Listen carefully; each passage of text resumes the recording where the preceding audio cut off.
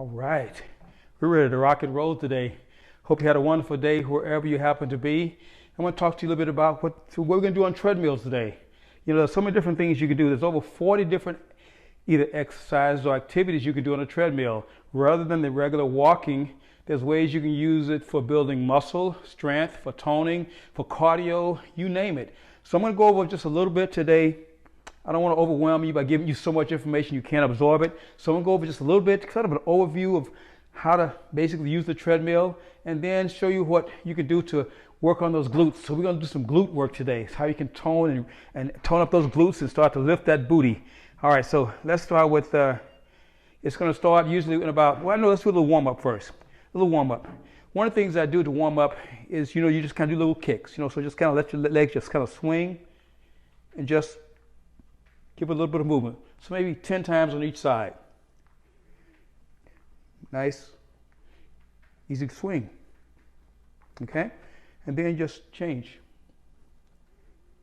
Just getting a little bit of mobility and circulation in the hip joints and the glutes, hamstrings. Loosen them up a little bit. And then I usually go to the side. You know, do 10 of those. I may not do 10 now because I don't want to waste a lot of time on the video. Just demonstrating these first. Yeah. So swing. Good. And then you can stretch the calf on the back. And hold for about 10 to 15 seconds. Switch. Good. Then a couple of squats, you know, just to, you know, loosen up.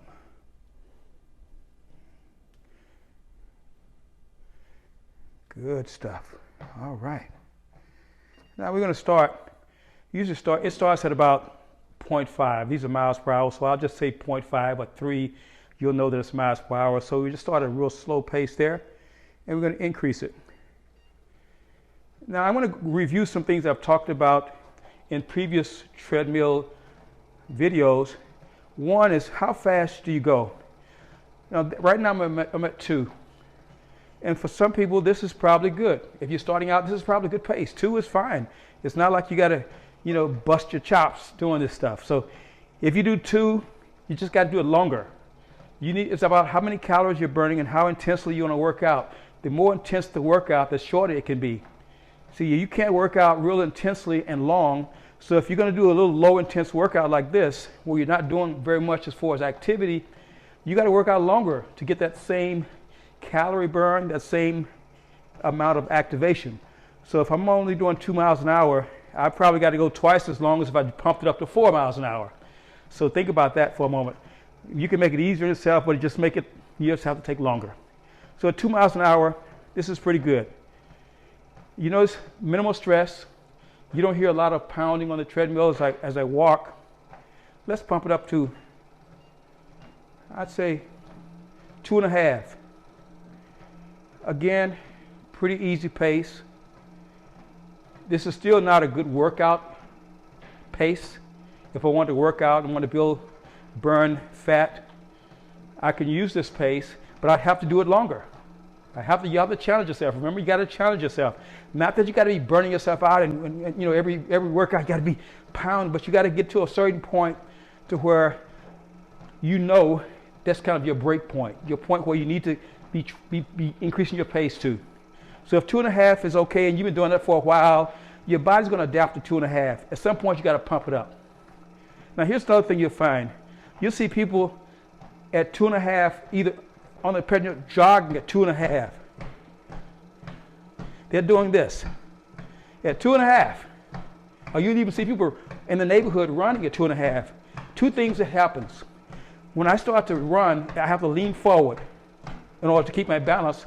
And now I'm putting a lot more stress on my knees and my hip joints.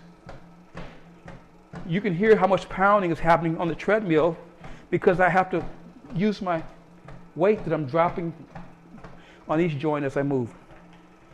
Same rate, but I'm walking. Which one burns more calories? This or the walking? It's exactly the same. You don't burn any more calories by going through this jogging motion at the same pace. So find the pace that's comfortable and do it. You don't hear all the pounding that you heard when I was trying to jog. So that means there's minimal stress placed on the joints. You're a lot more comfortable.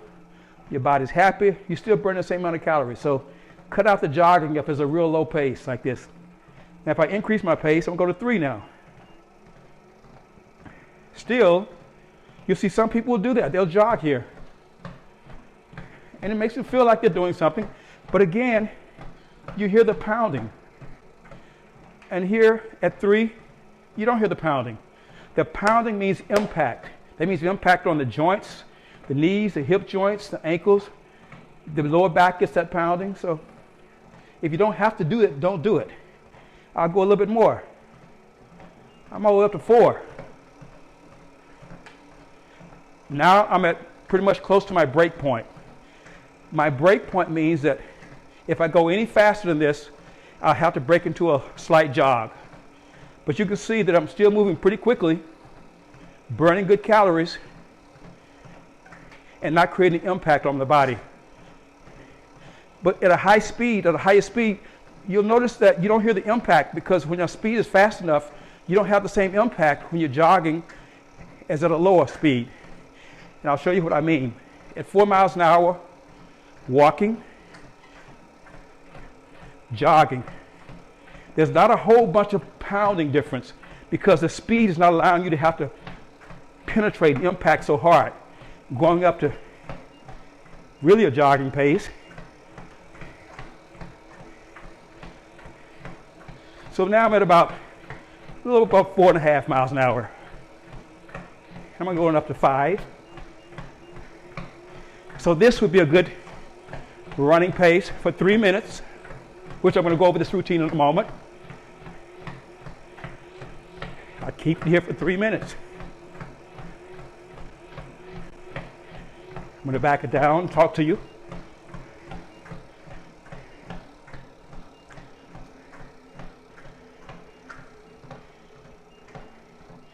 So that's some of the basic differences between walking and jogging. You want to walk as fast as you can. You burn more calories or as many calories with walking, less impact on the joints. So that's the advantage there. Let's talk about power walking for a moment. That's very important. Let me stop for a moment. Power walking is when you want to get more activation out of the glutes. When you walk, you have a certain step range. You're basically about this far when people step. It's about 18 inches. So when you're walking, you step about 18 inches. If you're walking faster, you'll increase that span to maybe 20 to 22 inches. But when you're power walking, you want to take a wide step. Now, here's something you can challenge yourself with. Put your hand like on your glute. Now, while you're there, just contract the glutes to make sure you can feel where the glutes are. So contract the muscles and see if you can feel it. Yeah, that's the ones. Now, what I want you to do is take one step, a normal step forward. Use your left leg, step forward. Normal step. You don't feel much activation of that glute muscle. A little bit, but not much. Just one little step, normal step. And what I want you to do is I want you to take a longer step. And this time I want you to straighten that leg more here. So now this leg is straighter, and I've increased my stance. You'll notice you can feel a lot more activation out of that glute. So when you increase that stance to maybe 24 inches or more, and you straighten that back leg more, now you have more contraction. When we tend to take a step, what you tend to do is you tend to let that knee drop down. When that knee drops when you're walking, which is a normal walking, the way you walk, you don't tend to straighten when you walk. But that little bit of difference there, where it's almost straight, you don't have to like force yourself to lock the knee, but the idea is you want to push back a little bit and you'll feel that glute contract. That's called power walking. So I'm going to demonstrate power walking here. Get to a certain speed. And power walking is different than what I was doing a moment ago. With power walking, it's not for speed. Power walking, you're concentrating on that glute, on those muscles. Now here, that's power walking. I'm getting a good long stance. And I'm not sure if you can tell the difference, but I'm really extending my back leg. Big stance. It's all about how you feel. You want to keep your body upright. You can hold on if you need to, but you want to keep upright, and you want to extend that back leg. It's all about what's happening back in that back leg. Pushing it back. You're pushing off on that leg. You'll feel those glutes contract. All right? So that's one of the first things you can do with glutes. Power walking. Now here's another one. And you maybe have to hold on with this one. When you take a step, you're going to kick back. Kick. Whoops, I'm going too fast. Yeah, some of these exercises you have to slow down because it's not about speed. Here you go.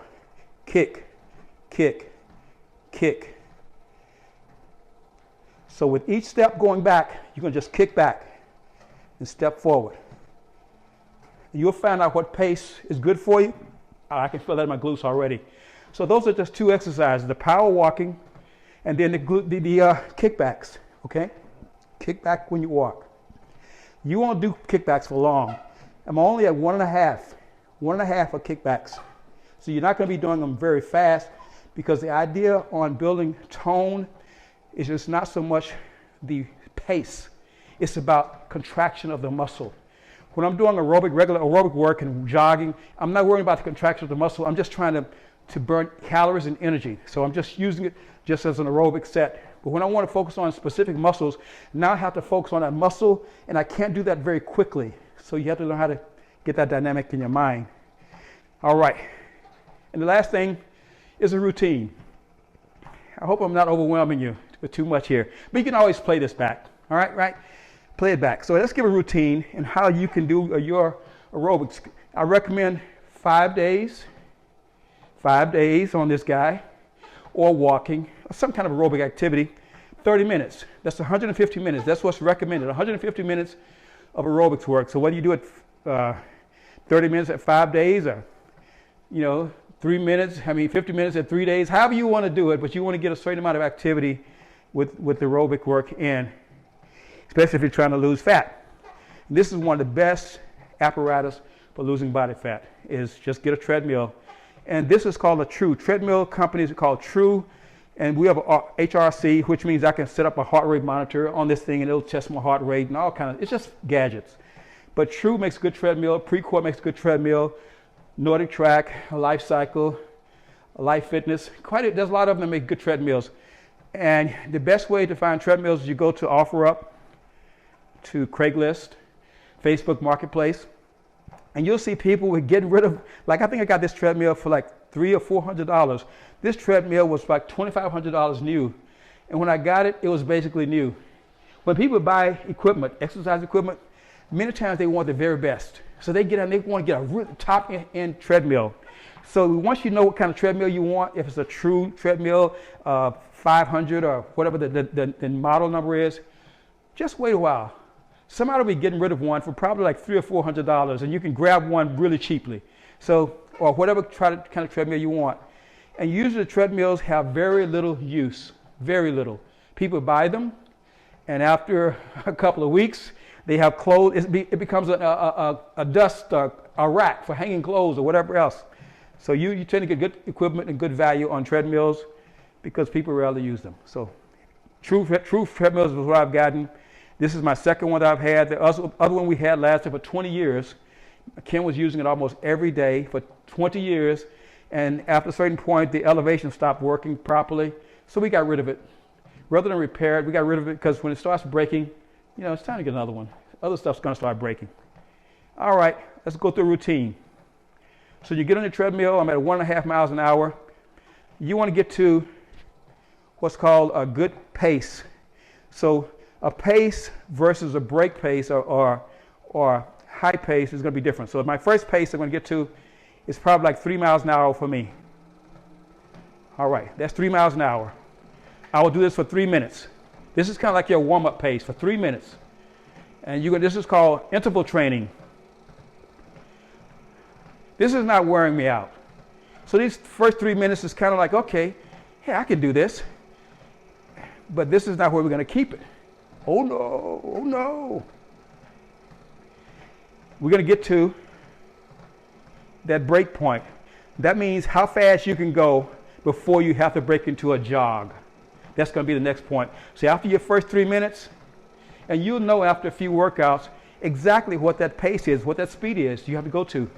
For me, it's about 4.5 miles an hour that I go to right after this. So I'm going to do this for 3 minutes. It's going to be shorter because I don't want to bore you with 3 minutes of watching me do this. But at 3 minutes, I'll go. And then, all right, I'm ready to go to my break point. Oh yeah. I lied, my break point is about 4.3. So this is 4.3. Maybe get a little bit more. Yeah, 4.4. Go, Gene. Yeah. So this is about as fast as I can go without hitting my break point. Now this will increase as you get used to it.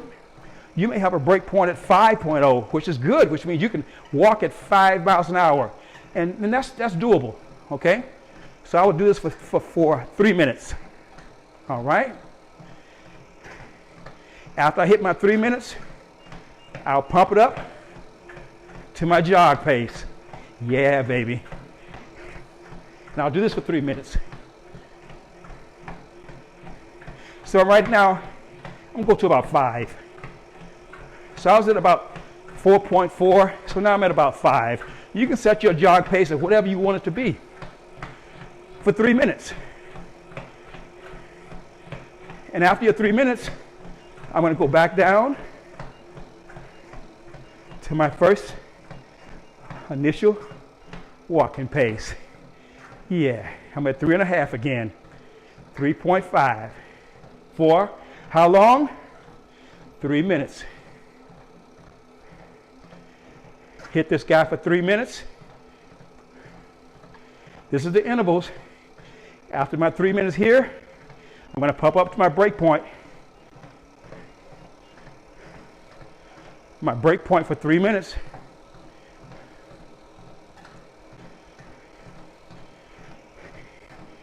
After my break point for 3 minutes, I'm going to pump it up.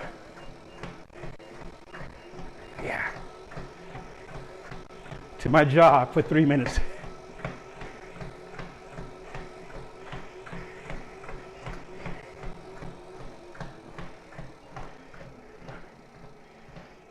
So that's how we're going to work this thing. And then when you finish, you always cool down. I'm at about 2. Just cool down for maybe a minute or 2 as you're easing the body back down. So what you'll do is you'll cycle that for 3 times. So 3 minutes. I had at 3 miles an hour at 3 minutes. Break point, which is about 4.5 for me for 3 minutes. Jog for 3 minutes. That's 9 minutes. After the jog, I go back down to 3.5. It's going to feel easy. It's like, oh, your body's going to be rested. But you're not giving it a passive rest where you're just sitting down.